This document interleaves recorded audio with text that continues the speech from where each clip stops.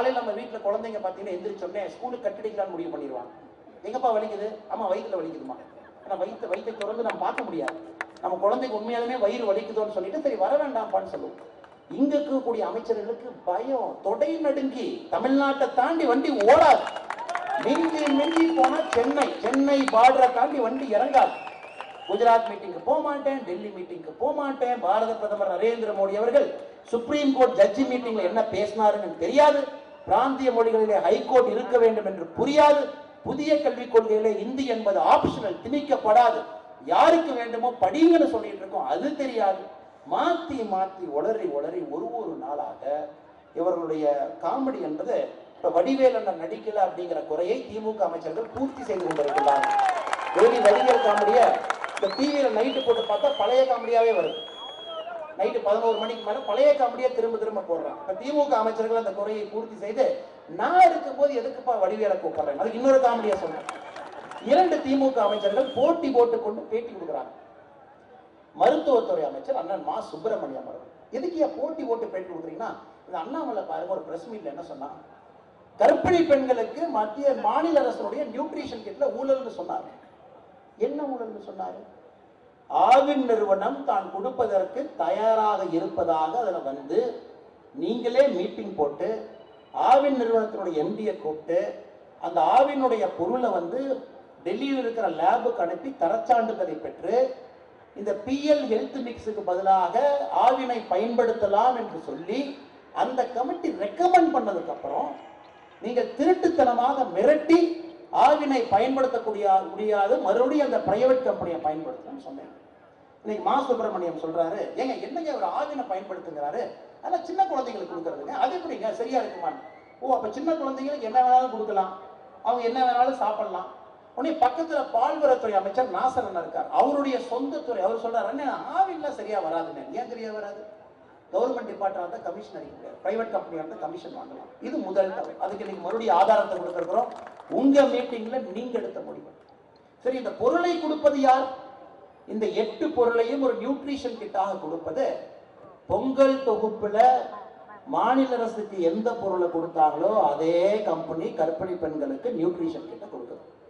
அப்ப பொங்கல் தொகுப்புல முதலமைச்சர் சொன்னாரு கருப்பு பட்டியல வச்சிருவேன். ஏன்னா முதலமைச்சர் நன்றாக தெரியும், கருப்பு பெட்டியில் வைக்கணும் அப்படின்னா சொந்த குடும்பத்தினரே பாதி பேச்சுக்குள்ள வைக்கணும். ஏன்னா இந்த எல்லா கம்பெனியினுடைய பங்குதாரர்களாக எந்த டாக்குமெண்ட் எடுத்து திருப்பி பார்த்தாலும் கூட கோபாலபுரம் சம்பந்தப்பட்ட யாரோ ஒருத்தர் மினரல் வாட்டர்லாம் பார்த்துருப்பீங்க. Mineral water, spring mineral water TASMAC கடையில் கூட்டு அலமோதுது.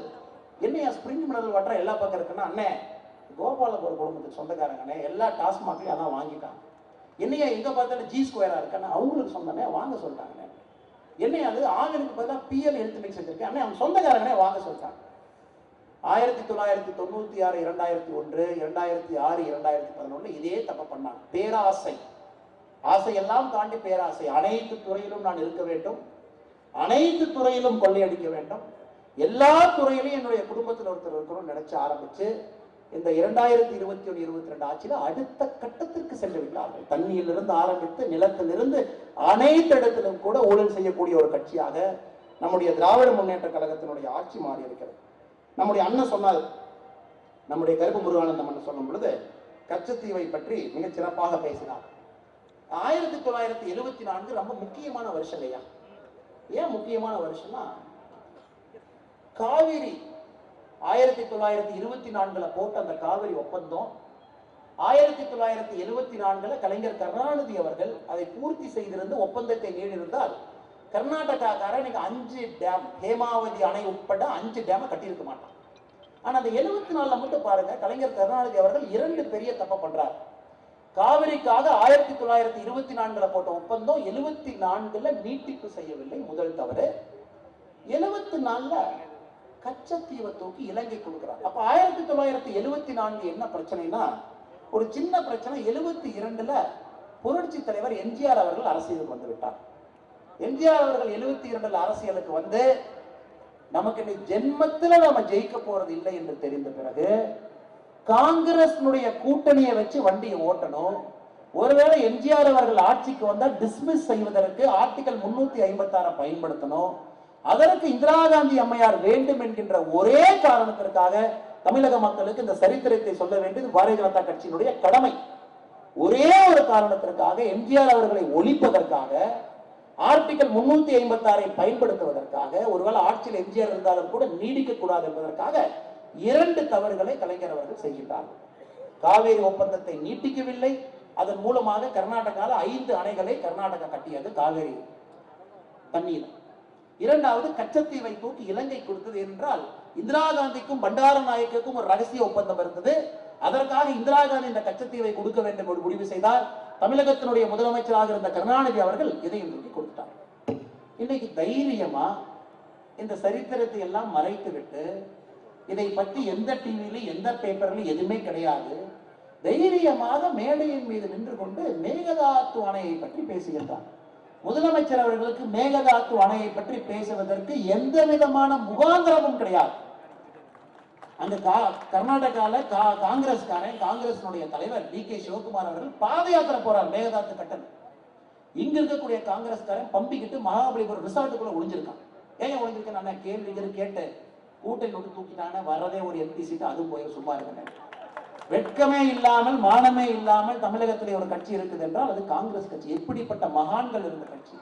கர்மவீரர் காமராஜர் ஐயா இருந்த கட்சி, சக்கரவர்த்தி ராஜகோபாலாச்சாரி ஐயா அவர்களுடைய ஆரம்ப கால கட்சி. அப்படிப்பட்ட ஒரு கட்சியை கெடுத்து குட்டிச்சவராக்கி தன்னுடைய சுயலாபத்திற்காக அடமானம் வைத்து தொண்டர்களுடைய மனதை எல்லாம் கொன்றுவிட்டு இன்னைக்கு இருக்காங்க. அதனால் மேகதாத்து அணையை பற்றியும் பேசுவதற்கு நம்முடைய முதலமைச்சருக்கு எந்த விதமான முகாந்தம் கிடையாது.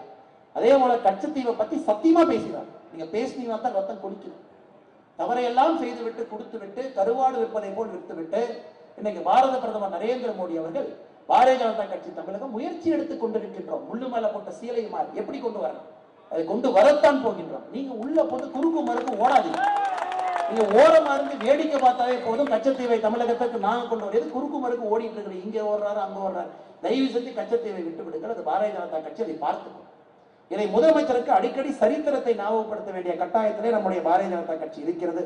இவ்வளவு தவறுகளை செய்துவிட்டு எந்த தவறையும் கூட செய்யவில்லை என்பது போல் நம்முடைய முதலமைச்சர் பேசுவது செலக்டிவ் அமினீஷியா அப்படிங்கிற மாதிரி தெரியும். ஒரு படத்துல விக்ரமன் அவர்கள் அம்பின்னு ஒரு கேரக்டர்ல வருவார். அந்த அம்பி கேரக்டர் பார்த்தீங்கன்னா காலையில ஒன்று இரவில் ஒன்று. ஒரு துவம்சம் பண்ணுவார், வந்து எல்லாம் ஃபைட் டிக்கெட் எல்லாம் இருக்கும். இன்னொரு பக்கம் அம்பியா சாதுவா நடிப்பார். நம்முடைய முதலமைச்சர் அவர்கள் என்ன பேசுகின்றார்கள் என்று தெரிஞ்சுதான் பேசுறாரு. இதையெல்லாம் பாரதிய ஜனதா கட்சி கேள்வி கேட்டாங்கன்னா உடனே டிஎம்கே கிளம்பி வந்துடுறாங்க. எனக்கு ஆச்சரியமா இருந்துச்சு, எப்படி திமுகவுடைய அமைச்சர்கள் ஒரு வருட காலமாக கெட்ட வார்த்தை பயன்படுத்தாமல் அமைச்சர்களாக இருக்கின்றார்கள். பெரிய ஆச்சரியமாக இருந்தது. எப்படியா ஒரு வருஷ காலமா கெட்ட வார்த்தை பேசாம அவங்க இருக்காங்க என்று அதை ஆரம்பித்திருக்கின்றார்கள். தூக்கிடுவேன், மிதிச்சிருவேன், அப்படி பண்ணிடுவேன், இப்படி பண்ணிடுவேன், உருட்டிடுவேன், நீ பொறுக்கி. அதனால்தான் நான் திருநெல்வேலியில் கூட சொன்னேன், நம்முடைய அண்ணன் அன்பரசன் அவர்கள் சொன்னது சரிதான். நான் பொறுக்கிதான். எப்படிப்பட்ட பொறுக்கி? திமுகவினுடைய ஊழலை பொறுக்கக்கூடிய மனிதன், திமுகவினுடைய அராஜகத்தை பொறுக்கக்கூடிய மனிதன். நீங்கள் செய்கின்ற தவறுகளை பொறுக்கி பொறுக்கி மக்கள் மன்றத்திலே வைக்கின்றேன். அதை பொறுக்கியும் ஒரு பட்டம் தயவு செஞ்சு கொடுங்க, ஏற்றுக்கிறேன். இதான் அவங்களாச்சு. நான் என் தொண்டனை மட்டும் ஏவி விட்டேன்னா 5 நிமிஷத்துல துவம்சம் பண்ணிடுவாங்க. அன்பரசன் அவர்களுக்கு சொல்ல வேண்டும், பாரதிய ஜனதா கட்சியில 18 கோடி தொண்டை இருக்காங்க. 18 கோடி தொண்டை. நாங்க தான் உலகத்திலேயே பெரிய ஜனநாயக கட்சி, யாருமே கிடையாது. அதனால சும்மா இந்த 2-3 சின்ன பசங்க சில்வண்டுகளை வச்சுக்கிட்டு இந்த துண்டை போட்டுக்கிட்டு இந்த தொண்டை வைக்கிறதெல்லாம் தயவுசெய்து சொல்லாது. பாரதிய ஜனதா கட்சி எப்பொழுதும் கூட வன்முறையை நம்பாத ஒரு கட்சி, வன்முறையை எதற்கும் தீர்வு இல்லை என்று நினைக்கக்கூடிய கட்சி. எங்களை பொறுத்தவரை அறத்தின் வழியிலே மக்களுக்கு நல்லாட்சி கொடுக்க வேண்டும் என்பதற்காக பேசிக் கொண்டிருக்கின்றோம். இந்த 4 சில்வண்டுகளை இந்த பைக்ல பர்ரு குரு போற பசங்களை எல்லாம் தொண்டன்னு சொல்லிட்டு தயவு செஞ்சு கூட்டு வந்துடாதீங்க. அதெல்லாம் வேற மாதிரி ஆயிடும். அதை இந்த நண்பர்களுக்கு சொல்ல வேண்டும். எப்பொழுதும் கூட வன்முறையை நிச்சயமாக இருக்க மாட்டோம். அதனால் ஊழலை தொடர்ந்து பாரதிய ஜனதா கட்சி அம்பலப்படுத்திக் கொண்டே இருக்கும். நீங்கள் செய்கின்ற ஒரு ஊழலையும் மக்கள் மன்றத்தில் வைக்கப் போகின்றோம். வாய்க்கு வந்தபடி பேசுவதற்காக திராவிட முன்னேற்ற கழகம் போடுவது ஒரு கபட நாடகம். அதை கேட்டால் திராவிட மாடல் அரசனுடைய கூட்டம் என்று சொல்லுகின்றார். பாரதிய ஜனதா கட்சியை பொறுத்தவரை மிக பெருமையாக இந்த மேடையின் மீது நின்று கொண்டிருக்கின்றோம். மேடையின் கீழே நீங்க உட்கார்ந்துருக்கீங்க, பெருமை. அதுக்குள்ள ஒரு தைரியம் வேணும். ஒரு தலைவனை பற்றி பேசுவதற்கு ஒரு தலைவனை பற்றி பெருமையாக பேசுவதற்கு பாரதிய ஜனதா கட்சியினுடைய தொண்டனுக்கு நெஞ்சுரம் இருக்கிறது. எங்களுடைய தலைவன், இந்தியாவுடைய பிரதமர், மக்களுக்கெல்லாம் விடிவெள்ளியாக இருக்கக்கூடிய பாரத பிரதமர் நரேந்திர மோடி அவர்களுடைய சாதனை கூட்டத்தை பேசுவதற்கு நாம் அனைவரும் கூட மேடையின் மீது அமர்ந்து கொண்டு மேடைக்கு கீழே பெருமைப்பட்டுக் கொள்கின்றோம். இந்த நீட்டை பற்றி பேசுவார். நீட்டை பற்றி ஒரு புது விஷயத்தை சொல்லுவோம். நீட்டை பொறுத்தவரை சகோதர சகோதரிகளே, நமக்கு தெரியும் இது ஒரு ஏழை பங்காளனுக்கு இருக்கக்கூடிய பரீட்சை. குறிப்பாக பிற்படுத்தப்பட்ட மக்களுக்கு எந்த விதமான பிரச்சனையும் இல்லாம, ஏமாற்று வேலை இல்லாமல் அரசு சீட்டு கிடைப்பதற்காக நீட். 2016க்கு முன்பு நீட் எப்படி இருந்துச்சுன்னா, தமிழ்நாட்டில் 100 சீட் இருக்குன்னா அதுல 15 மருத்துவ சீட்டு ஆல் இந்தியா கோட்டா, 85 சீட்டு நம்ம மருத்துவ மாணவர்களுக்கு இருக்கு, தமிழ்நாட்டில் இருக்கக்கூடிய மாணவர்களுக்கு. 2016 நீட்டுக்கு முன்னாடி அதுல பாதி சீட்டு, 85ல பாதி சீட்டு 42% அரசு மெடிக்கல் டெஸ்ட் மூலமாக உங்களுக்கு கிடைக்கும். 42 சீட்டு பிரைவேட் மெடிக்கல் டெஸ்ட் மூலமாக பிரைவேட் காலேஜ் கிடைக்கும். என்ன அநியாயம் பாருங்க. 100 சீட்டுல 15 சீட்டு ஆல் இந்தியா கோட்டா 1986ல இருந்து நம்ம கொடுக்கிறோம். ஆல் இந்தியால இருந்து 15 சீட்டு தமிழ்நாட்டுக்கு கிடைக்கும். மிச்சம் இருக்கிற 85 சீட்ல 42 சீட்டு அரசு நடத்தக்கூடிய தேர்வு மூலமாக அரசு மருத்துவக் கல்லூரி, மிச்சம் 42 சீட்டு பிரைவேட் காலேஜ் நடத்தக்கூடிய தேர்வு மூலமாக பிரைவேட் காலேஜ். நீட் என்ன செஞ்சுச்சு? நம்முடைய நீட் 2016க்கு பின்பு 100 சீட்டுல 15 சீட்டு ஆல் இந்தியா கோட்டா, 85 சீட்டும் மிச்சம் இருக்கிறது அரசு நடத்தக்கூடிய மருத்துவ எக்ஸாம் மூலமாகத்தான். இல்ல டிஎம்கே பிரச்சனை எங்கிருந்து வந்ததுன்னு பாருங்க. இதுல டிஎம்கே அவருடைய அமைச்சர்கள், எம்பிக்கள், எம்எல்ஏக்கள், மாவட்ட செயலாளர்கள் தமிழ்நாட்டில் 10க்கும் மேற்பட்ட தனியார் மருத்துவக் கல்லூரியினுடைய நேரடி ஓனரா இருக்காங்க. நான் பினாவை பத்தி பேசவே இல்லை, நேரடி ஓனர் அவங்க, மனைவி, குழந்தைகள், மகன். 10க்கும் மேற்பட்ட தனியார் மருத்துவக் கல்லூரியுடைய ஓனர் டிஎம்கே தான். இப்ப ஆற்காட்டு வீராசாமி என்ன ஒரு இன்டர்வியூல சொல்றாரு, எங்க டெக்னிக்கே உங்களுக்கு புரியலப்பா, நாங்க என்ன டெக்னிக் பண்ணுவோம்னா, தமிழ்நாட்டில் 12வது முடிச்ச உடனே அந்த மார்க் லிஸ்ட் எங்க கையில் இருக்கும். அந்த மார்க் லிஸ்ட மட்டும் யாருக்கெல்லாம் அரசு கோட்டால அரசு கல்லூரியில கிடைக்குமோ அந்த பேரை மட்டும் செலக்டிவா தனியார் மருத்துவக் கல்லூரிக்கு லீக் பண்ணிடுவோம். தனியார் மருத்துவக் கல்லூரி என்ன பண்ணுவோம், ஏஜென்ட்டை போட்டு யாருக்கெல்லாம் கவர்மெண்ட் ஃப்ரீ சீட்டு கிடைக்குமோ அவங்ககிட்ட போய் கன்வின்ஸ் பண்ணி தனியார் மருத்துவக் கல்லூரியில் அட்மிஷன் போட்டுவோம். கவுன்சிலிங் நடக்கும் பொழுது இந்த தனியார் மருத்துவக் கல்லூரியில் அட்மிஷன் போட்டவங்களுக்கு அரசு மருத்துவக் கல்லூரியில் ஃப்ரீ சீட் கிடைச்சதுக்கு அப்புறம் இந்த சீட்டு லாக் ஆகிப்போ, அது எம்டி சீட்டு, அதை மேனேஜ்மெண்ட் கோட்டால வித்துருவோம். இந்த டெக்னிக் புரியாம தமிழ்நாட்டில் அரசியல் செய்து கொண்டிருக்கின்றீர்கள் என்று ஆற்காட்டு வீராசாமி அவர்கள் சொல்லுகின்றார். இன்னைக்கு ஒரு ஜுடிஷியல் கமிஷனை போட்டு திமுகவினுடைய 2006ல இருந்து 2011 வரை ஒரு பிரைவேட் மருத்துவ கல்லூரியினுடைய சீட்டு எப்படி ஃபில் ஆச்சுன்னு ஒரு ஜுடிஷியல் என்கொயரி போட்டா இன்னைக்கு கோபாலபுரத்துல பாதி பேர் ஜெயிலுக்கு போவாங்க. இதையெல்லாம் மறைத்து நீட் வேண்டாம் என்று சொல்லி மறுபடியும் பாதி சீட்டை தனியார் மருத்துவக் கல்லூரிக்கு தானமாக கொடுத்து விட்டு அதன் மூலமாக அந்த மேனேஜ்மெண்ட் கோட்டாவாக மாற்றி 1 கோடி 2 கோடி 3 கோடி ஊசியை போட்டு அவங்ககிட்ட பணத்தை வாங்கி அவர்கள் ஏழை தாய்க்கு அந்த ஊசியை போட்டு அதன் மூலமாக நாம் உயிர் படைக்க வேண்டும் என்று நினைத்துக் கொண்டிருக்கின்றார். இப்ப திமுகவினுடைய இன்னொரு சரித்திர சாதனையும் கூட சகோதர சகோதரிகளை, இந்த ஹிந்திங்கிறது பாத்தீங்கன்னா ஒரு பெரிய ஒரு டிராமா வருது.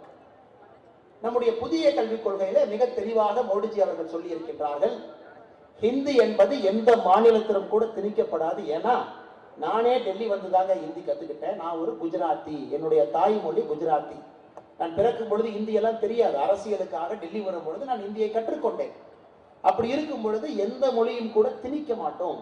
புதிய கல்விக் கொள்கையில 3வது மொழி உங்களுக்கு எந்த மொழி பிடிக்கிறதோ படிங்க அப்படின்னு.